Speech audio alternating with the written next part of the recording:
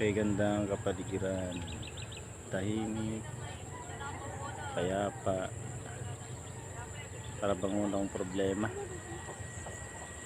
Masabi mo na lang na ang sarap manirahan sa lugar na to. Parang wala kang magiging problema dito. Maririnig mo mga ibon, lahat. Tapos makita mo, ayan, ang lawak ng palayan, sobra. Ayan, nakita nyo guys, dito to sa Antipolo ba to, hindi ko alam, basta kumuha na lang ako ng video. Ayan, basta ayan, makita nyo guys, napakaganda ng kalangitan, kahit medyo makulimlim pero tahimik. Ayan o, kita nyo yung palayan o. Ayan, kita nyo sa ayan. Makikita nyo yan. Ayan,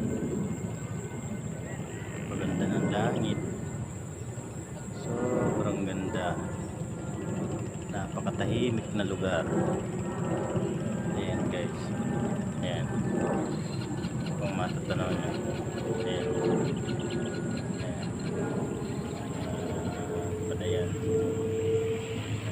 So ito na tayo. Please guys, pa-subscribe and like na lang po. Thank you. Maraming salamat guys. Next, see you day ulit. Okay, bye bye. Ito nga pala, yan, sa bundok na yan, yan, yung bundok na yan, nandiyan yung mystical cave, yung pinasok namin, na sobrang ganda sa loob.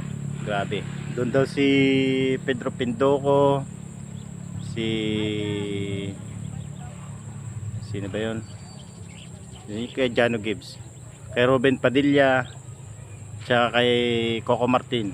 Diyan sila nag-shooting nun sa mystical cave. Upload ko yun guys, abangan nyo. Maraming salamat.